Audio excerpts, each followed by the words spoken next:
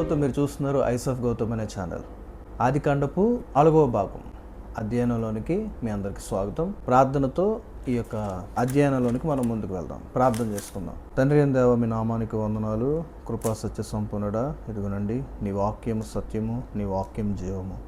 మా అందరిలో జీవాన్ని కలుగజేయండి. నీ శక్తి కలిగిన మాటను మా మధ్య వినిపింపచేయమని యేసుక్రీస్తు నామం పేరిట ప్రార్థించి అడిగి వేడుకుంటున్నాం తండ్రి, ఆమెన్. ఇంతవరకు మనం ఆదికాండము 1వ అధ్యాయంలో 3 భాగాలుగా మనం ఏమేమి చూసుకున్నాము అని ఒకసారి మరలా ధ్యానం చేసుకున్నట్లయితే, 1వ అధ్యాయము 1వ వచనంలో దేవుడు భూమి ఆకాశాలను కలగజేశాడని, చీకటి అగాధ జలములపైన కమ్మి ఉంది, దేవుని ఆత్మ జలాలపైన అల్లాడిందని మనం చూసాం. ఈరోజు మన స్టడీ కోసం మనం చేయబోతుంది ఆదికాండము 1వ అధ్యాయము 6 నుండి 8 వచనాలు.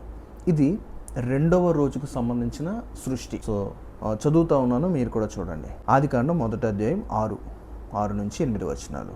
మరియు దేవుడు జలముల మధ్య ఒక విశాలము కలిగి ఆ జలములను ఈ జలములను వేరుపరుచునుగాకని పలికెను. దేవుడు ఆ విశాలము చేసి, విశాలము క్రింది జలములను విశాలము మీది జలములను వేరుపరపగా ఆ ప్రకారం ఆయను. దేవుడు ఆ విశాలమునకు ఆకాశమని పేరు పెట్టెను. అస్తమయమును ఉదయమును కలుగగా 2వ దినమాయెను. ఇందులో మనం ఏం నేర్చుకోవచ్చు, అసలు ఏంటి ఇందులో ఉన్న విషయం అని ఆలోచిస్తే, దేవుడు 2వ రోజుని ఏమేం చేశాడనేది మనం చూద్దాం. ఒక స్ట్రక్చరల్గా చూసుకుందాం. ఆకాశం ఎలా ఏర్పడింది, తర్వాత దేవుడు జలములను ఎందుకు వేరు చేశారు, పై జలములు లేదంటే ఫర్మమెంట్ విశాలం అంటే ఏంటి, ఈ మ్యాటర్స్ అన్నీ కూడా మనం ఈరోజు చర్చిద్దాం. అయితే చాలామంది ఈ విషయాలకు వచ్చేసరికి వాళ్ళు ఏం చేస్తారంటే, వాళ్ళకు తెలిసిన లేదంటే వారి ఒపీనియన్స్ని బైబిల్లో ఉన్నట్టుగా దాన్ని ఆపాదించి చెప్తారు. అయితే దేవుని కృపను బట్టి మనం మాత్రం బైబిల్లో ఎంతవరకు మనకు పరిమితులు పెట్టిందో, స్క్రిప్చర్ టు స్క్రిప్చర్, వాక్యాన్ని వాక్యంతోనే సరిచూస్తూ మనం వాక్య ధ్యానంలోనికి ముందుకు వెళ్దాం. తద్వారా దేవుని సత్యాన్ని మనం తెలుసుకుందాం. మొదటిగా ఆదికాండం యొక్క స్ట్రక్చర్ని మనం అర్థం చేసుకుంటే మనకి ఈ యొక్క వచనాలు అనేవి కొంచెం అర్థమైంది. ఇది రాయబడిన సమయం వేరు, వారి యొక్క పరిస్థితులు వేరు, ఆ రాస్తున్న వ్యక్తుల యొక్క జీవిత అనుభవాల్ని బేస్ చేసుకొని దేవుడు వారికి నేర్పించిన దాన్ని వారు గ్రంథీకరణ చేశారు. సో కాబట్టి మనం ఆ బ్యాక్గ్రౌండ్ అనేది మనకు అర్థమైతే సో దట్ మనం ఏం చేయగలము అంటే, ఇది ఇంకా మనకి తేటతెల్లగా అర్థం అవడానికి అవకాశం ఉంటుంది. ఆదికాండం అనేది మనం చూసుకుంటే హిబ్రూలో దీని పేరు బెరెషిత్, అంటే ఆదిలో దాని అర్థం. అంటే ప్రతి దానికి ఈ యొక్క బుక్లో మనం ఏం చూడగలమంటే, ఈ గ్రంథంలో ప్రతి దాని యొక్క ప్రారంభాన్ని మనం ఇందులో మనకి పరిచయం చేస్తుంది ఆదికాండం. చూడండి. తర్వాత మనం ఇది ఎవరు రాశారు అని మనం ఆలోచించినట్లయితే, ఇజ్రాయేలీలు ఐగుప్తు నుండి బయటికి వచ్చాక అరణ్య ప్రయాణపు యాత్రలో ఉన్నప్పుడు దేవుడు రాయించిన, ఆ టైం లైన్లో రాయించిన ఒక బుక్ ఇది. తర్వాత ఎందుకు ఇది దేవుడు రాయించాడు, ఎందుకు దేవుడు ఇది రాయించాడు ఈ బుక్ని అని అనుకుంటే, మనం మొదటి వచనం మొదటి భాగంలో మనం మాట్లాడుకున్నాం, గుర్తుందా?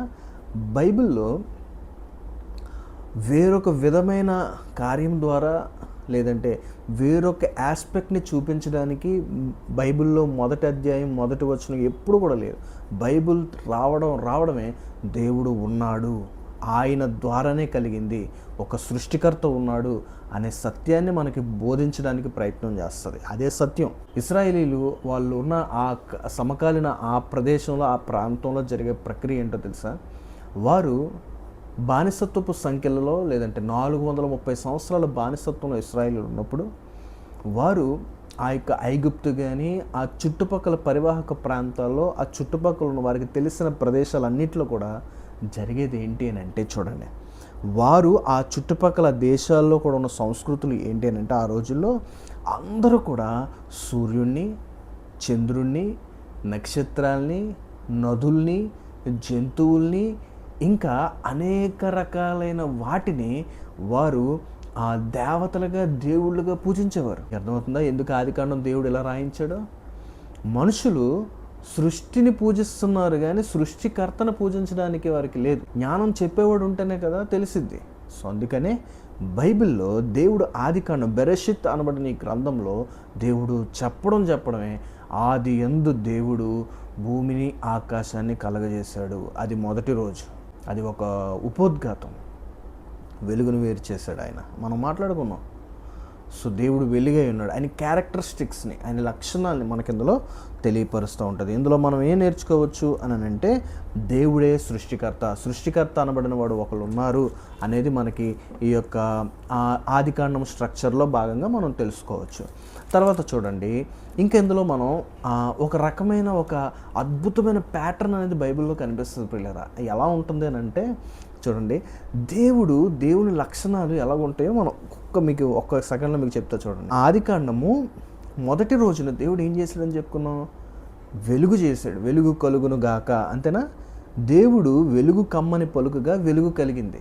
ఎప్పుడు చేశాడు ఆయన? మొదటి రోజున కమ్మని పలుకుగా వెలుగు కలిగింది. 4వ రోజున దేవుడు ఏం చేశాడు అని అంటే పగటిని రాత్రిని వేరుపరుచినట్లు దేవుడు ఆకాశ విశాల మందు జ్యోతులు కలుగును గాక అని పెట్టాడు. ఫస్ట్ దేవుడు వెలుగును చేశాడు.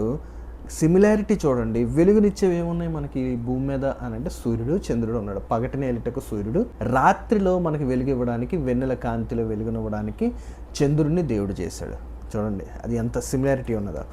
రెండవ రోజున దేవుడు ఏం చేశాడని చెప్పుకున్నాం అంటే దేవుడు స్కై అండ్ సీ, చూడండి జలములను ఆయన వేరు చేశాడు, జలాల్ని వేరు చేశాడు, విశాలం వేరుపరపగా ఆ ఆకాశం అని పేరు పెట్టాను. అప్పుడు అది 2వ రోజు అయింది. 2వ రోజున దేవుడు ఏం చేశాడు అంటే స్కై అండ్ సీ, సముద్రాల్ని దేవుడు జలాలను వేరు చేసి ఒక ప్లేస్ని అనేది సిద్ధం చేశాడు. అయితే 5వ రోజున సిమిలారిటీస్ చూడండి. 5వ రోజున దేవుడు ఏం చేశాడంటే ఆకాశంలో పక్షులు ఎగరడానికి పక్షుల్ని, సముద్రంలో చెలించే జీవులుగా చేపల్ని దేవుడు చేశాడు. మీకు అర్థమవుతుందా ఆ సిమిలారిటీస్? లేదంటే ఆ ప్యాటర్న్ మీకు అర్థమవుతుందా? తర్వాత చూడండి, మళ్ళీ ఇంకోటి ఉంది. 3వ రోజున దేవుడు భూమిని, విత్తనములిచ్చు ప్రతి విధమైన చెట్లని దేవుడు చేస్తే మనకి 6వ రోజున ఆ భూమి మీద చలించే జంతువుల్ని, యానిమల్స్ని, మ్యామల్స్ని, హ్యూమన్స్ని దేవుడు ఆ రోజు కలగజేశాడు. ఎంత గొప్ప విషయం అంటే దేవుడు ఒక ప్రతి దాంట్లో కూడా ఒక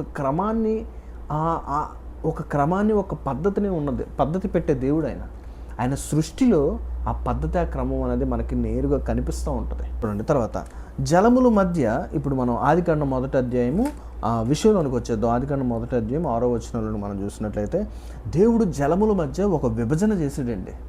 ఏం చేశాడు చూసారా? జలముల మధ్య ఒక విశాలము కలిగి ఆ జలములను ఈ జలమును వేరుపరచును గాక.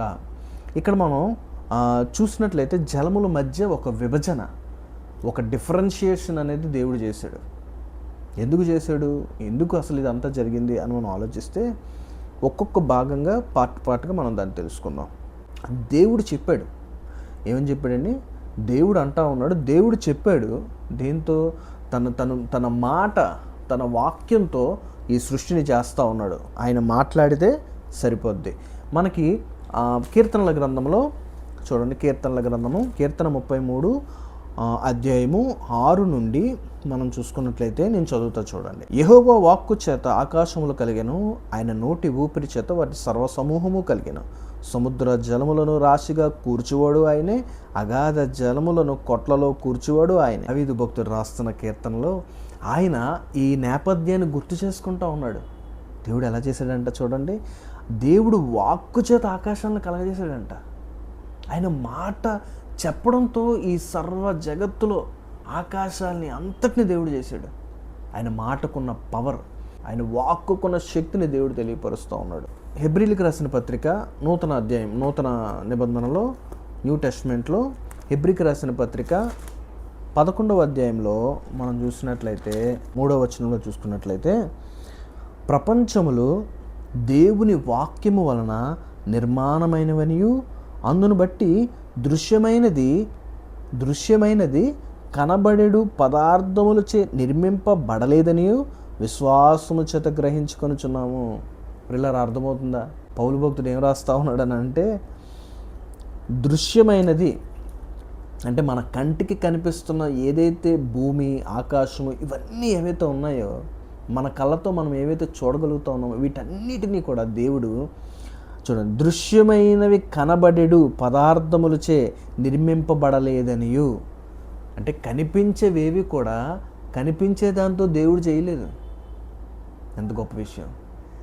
దేవుడు అదృశ్యమైన దానితో, దృశ్యమైనవి అదృశ్యమైన వాటి వలన కలగజేయబడ్డాయి. దేవుని వాక్యము అదృశ్యమైనది. ఆయన వాక్యం కనిపించలేదు, కానీ ఆయన వాక్యము ద్వారా ఆయన చేసిన శక్తి కార్యం ఈ సృష్టి కనిపిస్తూ ఉంది. వాక్యం యొక్క, దేవుని వాక్యం యొక్క ఫలితం ఏంటి అని అంటే మనం అనుభవిస్తున్న, మనం నివసిస్తున్న ఈ సృష్టి దేవుడు వాక్యానికి ఉన్న మహిమని మనకు తెలియపరుస్తూ ఉంది. ఎంత వైవిధ్యభరితమైంది సృష్టి! ఎంత ఆశ్చర్యకరంగా ఉంటుందంటే ఒక్కొక్కసారి పరలోకం అంతా భూమి మీద ఉన్నట్టే అనిపిస్తుంది. కొన్ని మనం చూస్తున్నప్పుడు ఆ స్విట్జర్లాండ్ కానీ, నార్వే కానీ, హిమాలయస్ కానీ, కొన్ని ప్రదేశాలు భూమి మీద మనం చూస్తున్నప్పుడు ఆశ్చర్యకరంగా ఉంటుంది, ఆహ్లాదంగా ఉంటుంది. కొన్ని ప్రదేశాలను చూస్తున్నప్పుడు నరకం ఎక్కడే ఉన్నదేమో అనిపిస్తుంది. అంటే ఎంతో వైవిధ్యభరితమైన ఒక ప్రిసైజ్గా ఒక మీనియేచర్. ఇప్పుడు మనం అక్వేరియంలో కొన్ని చూస్తే సెటప్స్ ఉంటాయి అక్వేరియంస్కి, చాలా రకాలైన ల్యాండ్స్కేప్స్గా వాటిని చేస్తారు. అది చాలా గొప్ప విషయం. అది చూడడానికి ఎంతో ఆహ్లాదకరంగా ఉంటుంది. అలాంటి దేవుడు ఎంత ప్రిసైజ్గా చేశాడనంటే సృష్టిని అసలు వర్ణించలేము. చూడండి, ఇంకా మనం మాట్లాడుకుందాం. యోహాను సువార్త 1వ అధ్యాయము 1-3 వచనాలు చూస్తున్నాను. మీ అందరికీ తెలిసిన వాటిలో ఇవి.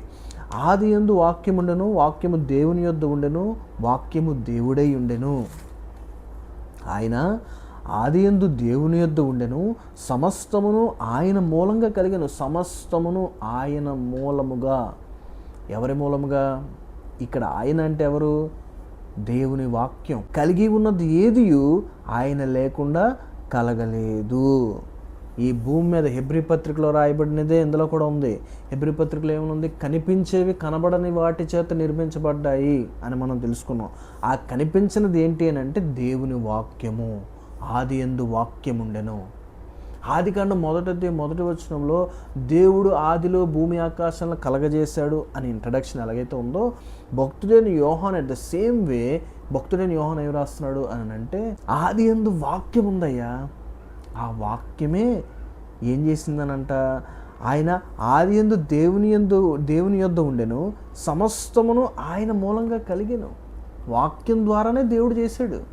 నూతన నిబంధనలో మనం ఏం నేర్చుకోగలమనంటే, ఈ చదివిన వచనాల ద్వారా ఉపోద్ఘాతం ఏంటి అంటే, లేదంటే సారం ఏంటి ఇందులో నూతన నిబంధనలో ఈ వచనం ద్వారా మనం చూసుకుంటే, ప్రభు వారిని మనకి పరిచయం చేస్తూ ఉంటుంది, స్పష్టంగా తెలియపరుస్తూ ఉంటుంది యోహాను పత్రిక చదవడం ద్వారా. ఇంకా చాలా ఉన్నాయి, మీకు షార్ట్కట్లో చెప్తా ఉన్నాను, మీకు అర్థమైనంత మట్టుకు చెప్తా ఉన్నాను. తర్వాత మళ్ళీ మనం ఆదికాండంలోకి వెళ్దామా? ఆదికాండంలో దేవుడు జలముల మధ్య ఒక విశాలము కలిగి ఆ జలములను ఈ జలములను. ఒక క్షణం మనం ఆలోచిస్తే జలముల మధ్య, హిబ్రూలో ఈ జలములని ఏమని రాశారు అని మనం ఆలోచిస్తే మయీం అని ఉంటుంది. అంటే దాని అర్థము నీరు. మయీం అనగా నీరు. చూడండి, ఆదికాండం 1వ అధ్యాయము 2వ వచనంలో కూడా సేమ్ అదే వర్డ్తో దేవుడు జలముల మీద, అగాధ జలముల మీద అనే మాట మనం చూడగలం. తర్వాత విశాలము, దేవుడు జలముల మధ్య ఒక విశాలాన్ని కలగజేశాడంట, అంతే కదా. చూడండి, జలముల మధ్య ఒక విశాలము కలిగి. విశాలము అంటే అర్థమేంటి తెలుసా? హిబ్రూలో మనం విశాలము అనే మాటకి అర్థము రఖియా. అంటే దాని అర్థం ఏంటంటే విస్తరింపబడ్డ ప్రదేశము. రెండవ అర్థము పరచబడిన స్థలము. మూడోది విశాల విస్తీర్ణమైన ప్రదేశం అని అర్థం. అంటే ఇది మీకు ఎలా చెప్పాలి అని అంటే, మనకి ద్వితీయోపదేశకాండం కానీ ఈ కాండాల్లో మనం చూడగలం, ఆ బంగారపు పని చేస్తున్నప్పుడు ఆ పలచని రేకులు చేస్తారు. ఐరన్ తీసుకొని దాన్ని ఏం చేస్తారని అంటే, సాలిడ్గా ఉన్న ఐరన్ని తీసుకొని సుత్తితో కొట్టి, సమ్మెటతో కొట్టి దాన్ని ఒక పలచని రేకుగా విశాలపరుస్తారు. ఆ మీనింగ్ వస్తుంది. మనం ఇంట్లో సాధారణంగా ఏదైనా చాపని పరుస్తాం చూసారా, విశాలపరచడం అంటే చిన్నగా ఉన్న ఐటెంని పెద్దగా ఎక్స్పాండ్ చేసే దాంతో ఆ మీనింగ్ అనేది సరిపోతుంది. ఇది రఖ అనే క్రియ నుండి, వర్బ్ క్రియ నుండి వచ్చింది. అందుకే ఓల్డ్ టెస్ట్మెంట్లో ఓల్డ్ టెస్ట్మెంట్లో. అందుకని ఈ 3 మీనింగ్స్ వల్ల ఓల్డ్ టెస్ట్మెంట్లో దాన్ని ఫర్మమెంట్ అనే మాటని ఉపయోగించారు. మనం కేజేవి వెర్షన్స్ కానీ ఎన్కేజేవి ఆ ఓల్డ్ వెర్షన్స్లో మనం వెళ్ళినట్లయితే వాళ్ళు వాడిన పదం ఏంటి అని అంటే ఫర్మమెంట్, ఈ మీనింగ్ వచ్చేది. అయితే న్యూ ట్రాన్స్లేషన్స్లో మనకి అర్థమయ్యేది సందర్భానుసారంగా వారు చేసిన ఆ యొక్క అనువాదాల్లో వాళ్ళు రాసిన పదం ఏంటి తెలుసా? ఎక్స్పాన్స్. దేవుడు దాన్ని విశాలపరిచాడు అన్న ఒక మీనింగ్ వచ్చేటట్టుగా దాంట్లో ఉంటుంది. అయితే ఆకాశాన్ని విస్తరించడం అనే విషయాన్ని మనం ఆలోచించినట్లయితే అసలు దీనికి సంబంధించిన ఏమైనా మనకు బైబిల్లో ఉన్నాయనంటే ఉన్నాయి. చూడండి, యెషయా గ్రంథము 40 అధ్యాయము 22వ వచనం. యెషయా గ్రంథము 40 అధ్యాయం 22వ వచనం. ఆయన భూమండలము మీద ఆసీనుడై ఉన్నాడు, దాని నివాసులు మిడతల వలె కనబడుచున్నారు. ఒకడు తెరను విప్పినట్లు ఆయన ఆకాశ వైశాల్యమును వ్యాపింపజేసెను. ఒకడు గుడారము వేసినట్లు ఆయన దానిని నివాస స్థలమును ఏర్పరిచెను. ఒక తెరను విప్పినట్లు, మీకు చెప్పాను ఇందాక ఒక చాపను పరిచినట్లు అని చెప్పాను చూసారా? ఒక తెరని విప్పినట్లు ఆయన ఆకాశ వైశాల్యాలను వ్యాపింపజేశారంట. ఈ మీనింగ్స్ వల్లనే ఎక్స్పాన్స్ అనే మీనింగ్ అని అనువాదంలో వాళ్ళు వాడడం జరిగింది. కీర్తనల గ్రంథము 104వ కీర్తన 2వ వచనం. వస్త్రము వలె వెలుగును నీవు కప్పుకొని ఉన్నావు, తెరను పరిచినట్టు ఆకాశ విశాలమును నీవు పరచి ఉన్నావు. వస్త్రము వలె దేవుడు వెలుగును కప్పుకొని ఉన్నాడంట. అంతవరకు బాగానే ఉంది. తెరను పరిచినట్లు, ఇక్కడ కూడా తెరను పరిచినట్లు ఆకాశ విశాలమును దేవుడు ఏం చేశాడంట? పరచి ఉన్నాడంట. చెప్పిన పరచడము అంటే అర్థం ఏంటంటే అది ఒక చిన్నగా స్టార్ట్ అయిన దాన్ని పెద్దగా చేయడం, విశాలపరచడం అనే మీనింగ్ వస్తుంది. ఇంకా చూడండి, మనం ఇర్మియా గ్రంథము 10వ అధ్యాయము 12వ వచనం చూద్దాం.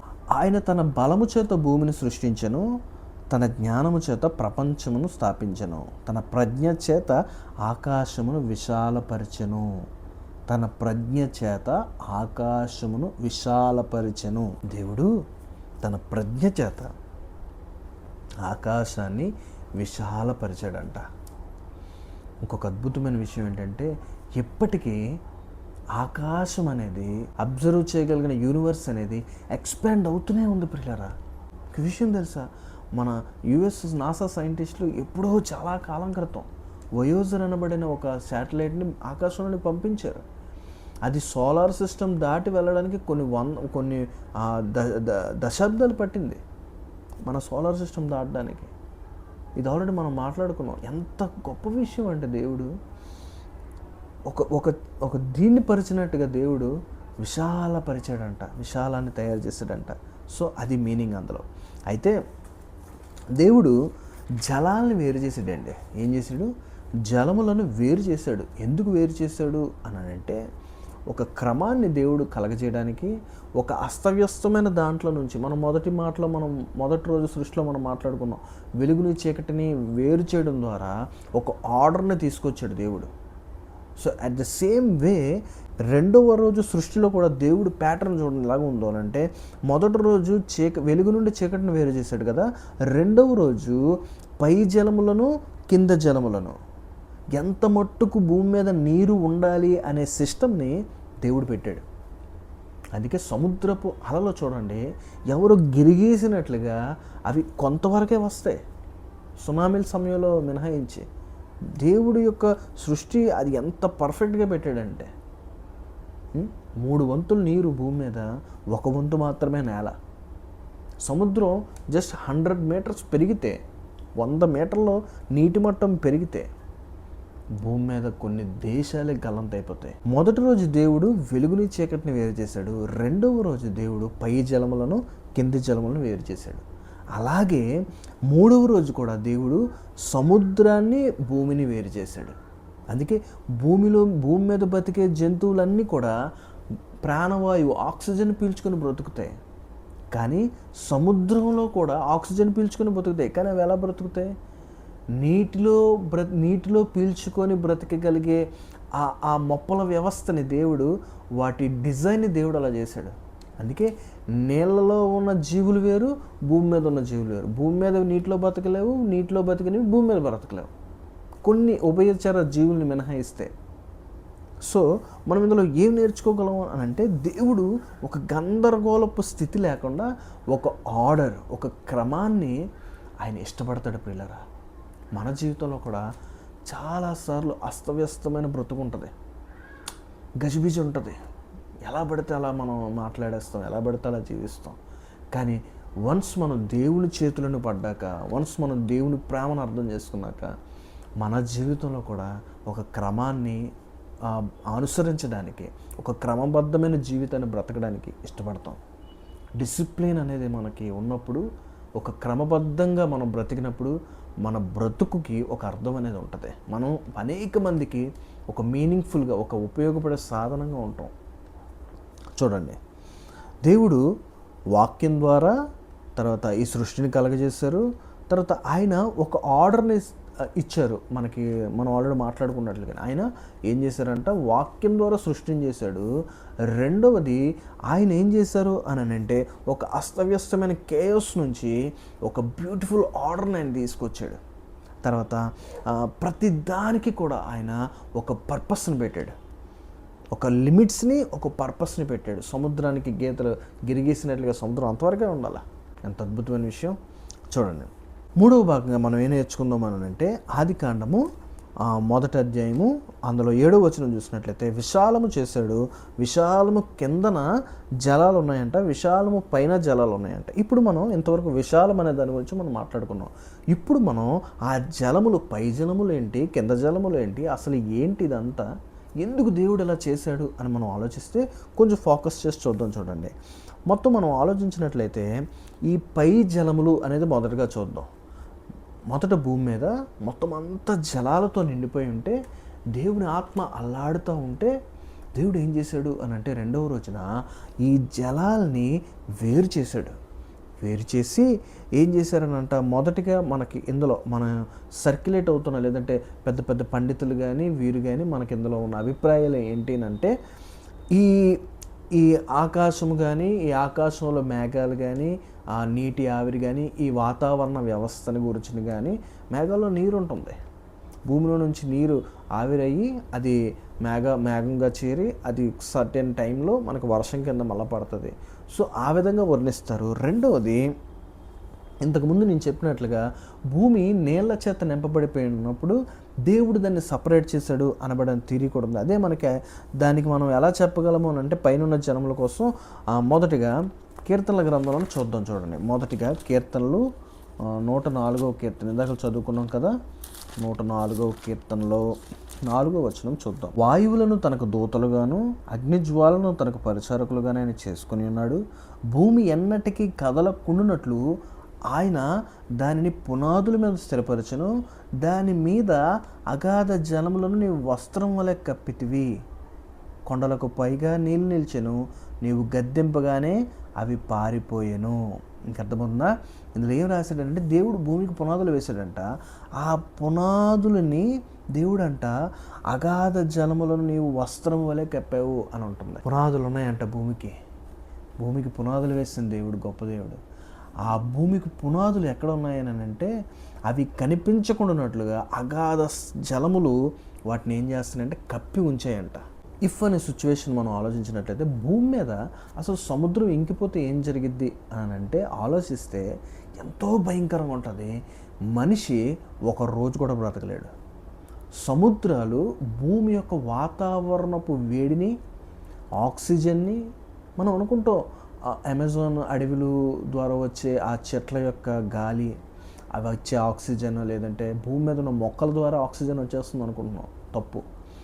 భూమి మీద ఉన్న మనం పీల్చుతున్న ప్రాణవాయువు ఆక్సిజన్ అనేది ఎక్కువ శాతం ప్రొడ్యూస్ చేసేది ఏంటి అని అనుకుంటే, సముద్రాల్లో ఉన్న నాచు, సముద్రంలో ఉన్న ఒక రకమైన ఆల్గే అనేది భూమి మీద మనుషులకు కావలసిన ఆ ఆక్సిజన్ని వచ్చేటట్టుగా చేశాడు దేవుడు.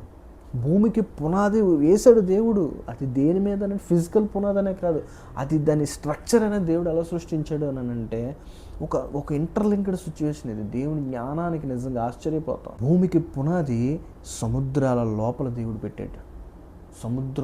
సముద్రం ఆ పునాదుల్ని కప్పుతూ ఉంది. ఈ సముద్రమే లేకపోతే ఆ పునాది ఉండదు. పునాది వేసిన తర్వాత దాన్ని మట్టితో కప్పుతారా, కప్పరండి? పునాది వేసి అలా వదిలేస్తారా?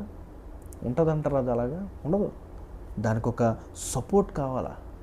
సో సపోర్ట్ ఏంటంటే దేవుడు పెట్టింది అగాధ జలములను దేవుడు పెట్టాడు. అదే జలాల కోసం తర్వాత మనం చూద్దాం. నూతన నిబంధనలో పేతురు కూడా అదే మాట అంటారు చూడండి.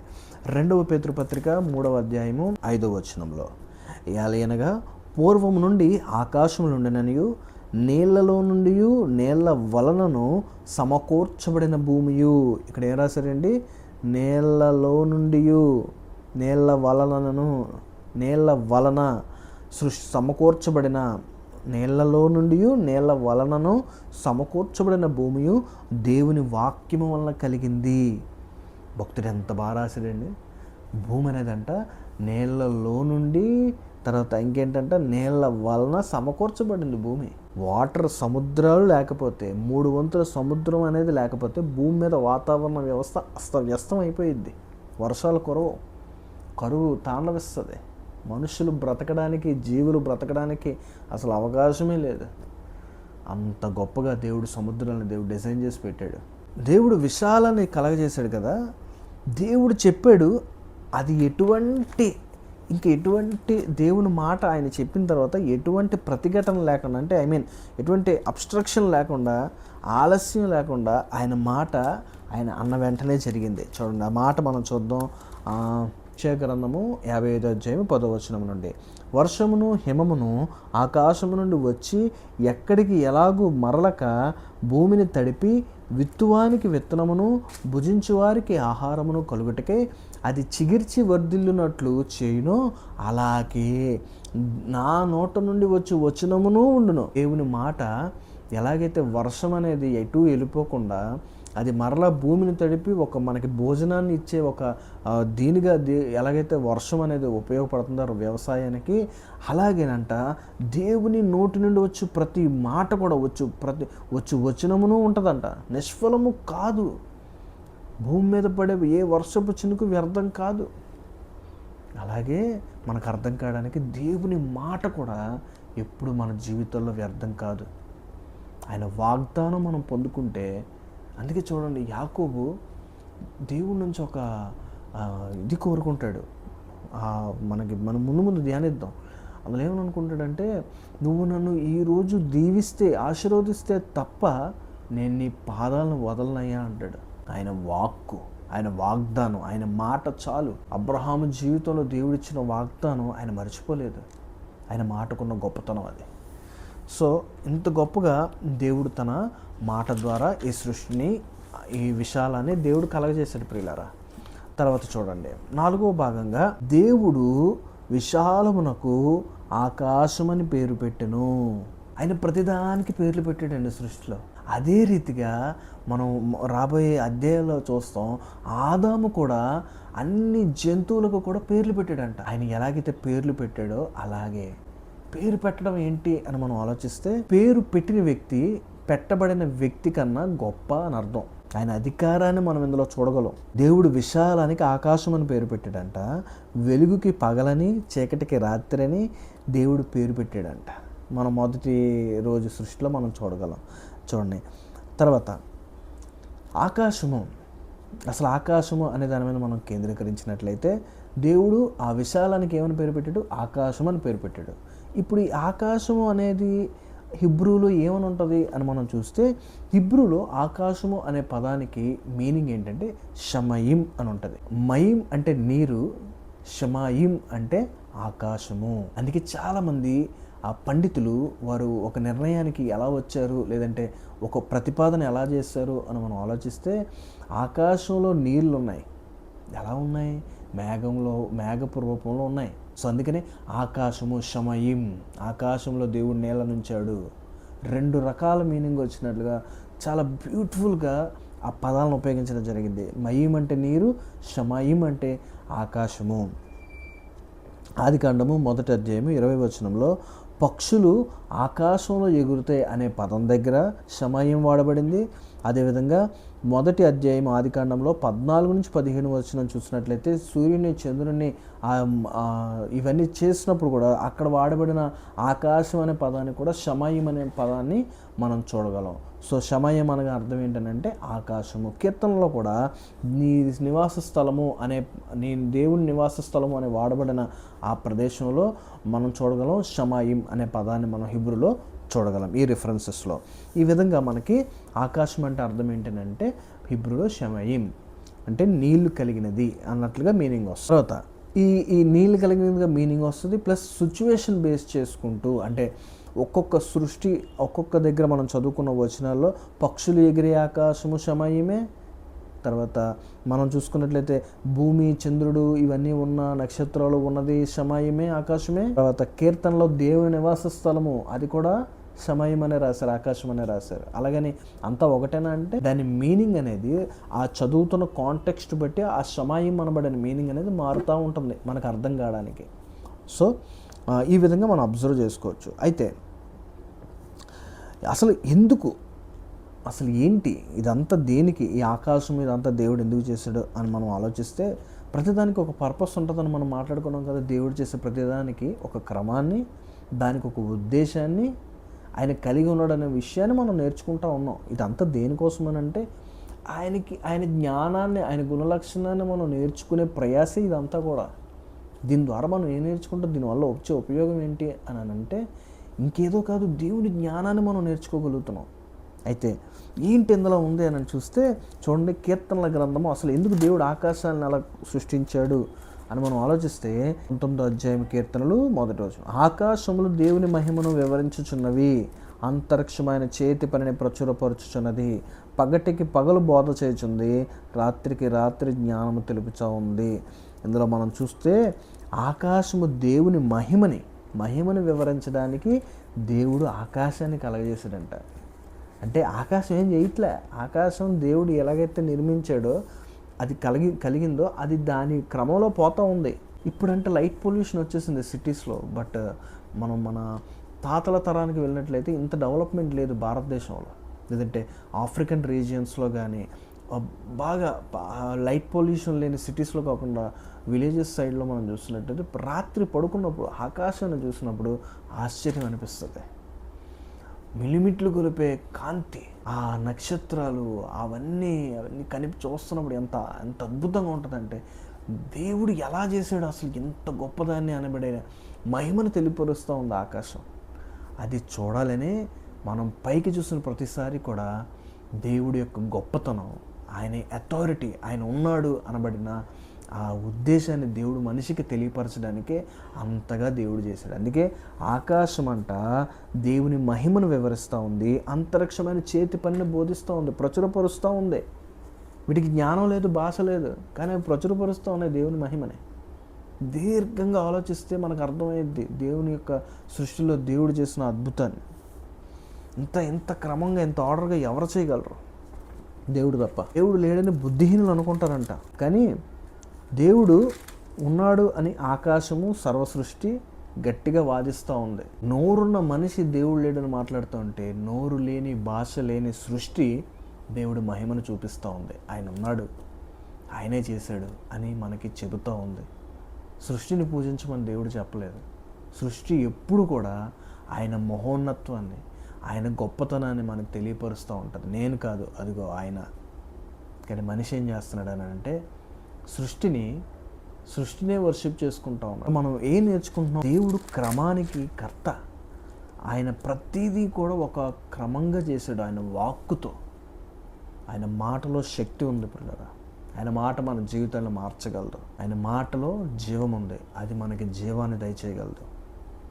తర్వాత ఆయన క్రమానికి కర్త. ఆయన ఒక క్రమానికి ఇష్టపడే వ్యక్తి. ఆయన వ్యక్తిత్వమే క్రమంగా ఆయన దగ్గరికి నేనేదో ప్రభా అని చెప్పి నువ్వు ఎలా పడితే అలా జీవించి ప్రభా అంటే ఆయన తలుపు తీయడు. క్రమంగా ఉండి బ్రతికితేనే, ఆయన అడుగు జాడలో వెళ్తేనే. అందుకే యేసు ప్రభువారు అన్నారు, అయ్యా నేనే మార్గం, నేనే సత్యం, నేనే జీవం, నేను మార్గం. నా మార్గం ఈ క్రమంగా నేను వేసిన ఈ మార్గంలో ఎవరైతే వస్తారో వారు తండ్రి దగ్గరికి నేరుగా వెళ్ళగలుగుతారు. అంతేగాని నీకు నచ్చినట్లుగా నీకు అర్థమైన దారిలో మనం వెళ్ళినప్పుడు మనం దాన్ని మనం చేరుకోలేం, ఆ గమ్యాన్ని. రెండవ రోజు దేవుడు ఏమేం చేశాడని మనం చూసుకున్నాం. ఆయన మొదటిగా ఇందులో మనం సారం ఏం నేర్చుకున్నాం అని అంటే, మొదటిగా ఆయన ఒక స్థలాన్ని ప్రిపేర్ చేస్తూ ఉన్నాడు. ఆయన స్థలాన్ని ప్రిపేర్ చేస్తున్నాడు. తరువాత ఆయన ప్లేస్ని సిద్ధపరిచిన తర్వాత దాన్ని జీవంతో నింపుతూ ఉన్నాడు. మొదటిగా స్థలము, రెండవదిగా ఆయన చేసేది ఏంటంటే దేనికి చేస్తున్నాడు అని అంటే ఒక జీవంతో నింపడానికి. సో ఈ విధంగా మొదటి రోజు, రెండవ రోజు, మూడవ రోజు ఒక క్రమంలో కనిపిస్తే, ఒక స్థలంగా కనిపిస్తే, ఆ జీవంతో నింపబడినవి మనకి చూసుకున్నట్లయితే మూడవ రోజు చూడండి, మనం మాట్లాడుకున్నాం. మొదటిగా ఇందులో మనకి ఒక స్ట్రక్చర్ మనం చూసుకున్నాం. మొదటి రోజు, రెండవ రోజు, మూడవ రోజు ఒక క్రమంలో ఉంటే, ఒక ఆర్డర్లో ఉంటే, నాలుగవ రోజు, ఐదవ రోజు, ఆరవ రోజు జీవంతో నింపబడ్డాయి. స్థలము, తర్వాత దేవుడు దాన్ని జీవంతో నింపుతూ ఉన్నాడు. ఇందులో కూడా ఒక హిడెన్ స్ట్రక్చర్ అనేది మనం చూడగలుగుతూ ఉన్నాం. ఈ విధంగా దేవుడు తొందరపాటు లేకుండా చేసేయచ్చు కదా, చేయలేదు. ఆయన ఒక క్రమంగా చేసుకుంటూ పోయాడు. నువ్వు నేను మనకి షార్ట్ టర్మ్లో రీల్స్ లేదంటే స్క్రోల్ చేయడం అలవాటు అయిపోయి అంత ఫాస్ట్గా వచ్చేయాలి. కానీ దేవుని పద్ధతి ఎప్పుడూ ఒకటే. దేవుడికి మరొక పేరుంది, మార్పు లేని దేవుడు. ఆయన ఎప్పుడూ ఒకలాగా ఉంటాడు, మనమే మారుతాం.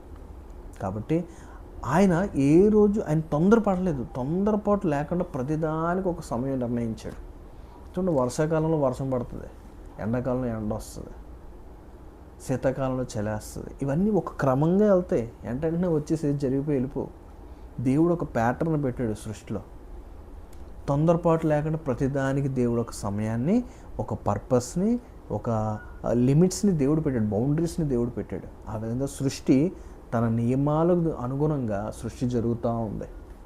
సృష్టి కానీ ఆ క్రమాన్ని మిస్ అయితే ఆ కయోస్ని మనం ఊహించుకోలేం. కాబట్టి మనం ఇందులో ఈ విధంగా మనం నేర్చుకోగలం. ఇంకా మనం ఏదైనా ఇందులో తీసుకోవాల్సిన సబ్జెక్ట్ ఏదైనా ఉందనంటే, దేవుడు మొదటిగా మనల్ని ప్రిపేర్ చేస్తాడు.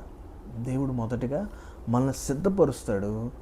ఎందుకోసం అని అంటే తన మహిమతో మనల్ని నింపడానికి. దేవుడు మొదటిగా మనల్ని ప్రిపేర్ చేస్తాడు, సిద్ధపరుస్తాడు. ఎందుకోసం అయ్యానంటే తన మహిమని మనకివ్వడానికి, తన మహిమతో మనల్ని నింపడానికి. దేవుడు ప్యాటర్న్ ఇదే. దేవుడు మొదట స్థలాన్ని సిద్ధపరిచాడు, తర్వాత జీవంతో నింపాడు దాన్ని. అలాగే దేవుడి యొక్క ఉద్దేశంలో ఉన్న బిడ్డల్ని దేవుడు మొదటిగా పిలుచుకుంటాడు, వాళ్ళని సిద్ధం చేస్తాడు. సిద్ధం చేసిన తర్వాత వారికి మహిమిస్తాడు. ఎలాగా ఇది మనం చెప్పగలమనంటే, క్రీస్తు ప్రభు వారి భూమి మీదకి వచ్చిన తర్వాత ఆయన ఎలాగైతే ఈ భూమి మీద సిద్ధపడి, ఎలాగైతే ఈ భూమి మీద తనకు తాను తన చిత్తాన్ని కాకుండా తండ్రి చిత్తాన్ని నెరవేరుస్తూ ఆయన బ్రతకడం ద్వారా పరలోకానికి మహిమలోనికి వెళ్ళారో, అలాగే మన జీవితాల్లో కూడా మనం అదే మాదిరిగా మనం బ్రతికినట్లయితే, దేవుని క్రమం అనుసరించి ఆయన చెబుతున్న దానికి ఆయన ప్రిపేర్ చేసిన విధంగా సిద్ధపడతా మనం ఉన్నప్పుడు, క్రీస్తులో మనం సిద్ధపడుతున్నప్పుడు మనల్ని దేవుడు ఒకరోజు మహిమతో లేపుతాడు. దేవుడు తన మహిమలో మనల్ని జ్ఞాపకం చేసుకుంటాడు. అంతా మనం అబ్జర్వ్ చేస్తే ఎవరు కనిపిస్తారే అని అంటే, సృష్టి మొత్తంలో కూడా మన ప్రభు అయిన యేసుక్రీస్తు వారు మనకి కేంద్ర స్థానంలో కనిపిస్తారు. కొలస్సీ పత్రికలో ఉంటుంది, ఆయన ద్వారా, ఆయన మూలంగా, ఆయన లేకుండా ఏది కలగలేదంట. అంతా ఆయన మూలంగానే జరిగింది. కాబట్టి ఆయన కేంద్ర స్థానంలో మనకు కనిపిస్తారు. సో ఆకాశము మనకి ఏమి నేర్పిస్తుంది అని అంటే, ఇందులో ఏమి నేర్చుకున్నాం అని అంటే, ఆకాశం మనకి జ్ఞానాన్ని నేర్పిస్తుంది, దేవుని శక్తిని నేర్పిస్తుంది, దేవుని క్రమాన్ని మనకు చూపిస్తూ ఉంది. తర్వాత ఇంకా మనం ఏం నేర్చుకోవచ్చు అని అంటే, దేవుని ప్రజ్ఞ, దేవుని జ్ఞానము, దేవుడికున్న విశేషమైన అపరిమితమైన జ్ఞానం మనకు కనిపిస్తూ ఉంది. ఇప్పటికీ సైంటిస్టులకు అర్థం కావట్లేదు కాంప్లెక్సిటీ అనేది, ఎంత బ్యూటిఫుల్గా దేవుడు చేశాడు అనేది. ఒక గొప్ప భూమి మీద ఉన్న ఒక గొప్ప శాస్త్రవేత్తలు అందరూ కలిసినా కూడా అలాంటిది ఒకటి చేయలేరు. ఆకాశం అనేది ఒక మహా అద్భుతం. సో ఇంతగా దేవుడు ఈ సృష్టిని ఆయన రెండవ రోజు చేయడం అనేది మనం నేర్చుకోగలం. కాబట్టి నెక్స్ట్ మనం తర్వాతి భాగంలో మనం ఏం నేర్చుకుందాం అని అంటే ఆ దేవుడు భూమి మీద సముద్రాన్ని ఎలా చేశాడు, దాంట్లో మనం ఏమైనా నేర్చుకోగలమా అనేది మనం ధ్యానిద్దాం. సో ఇంతటితో ఈ 2వ రోజు సృష్టిలో మనం ముందుకు వచ్చాం. మరింతగా దేవుని చిత్తాన్ని బట్టి మనం ముందుకు వెళ్దాం, మరింతగా దేవునిలో ఎదుగుదాం, దేవుని గుణలక్షణాలు తెలుసుకుందాం, తద్వారా మనం దీవించబడదాం.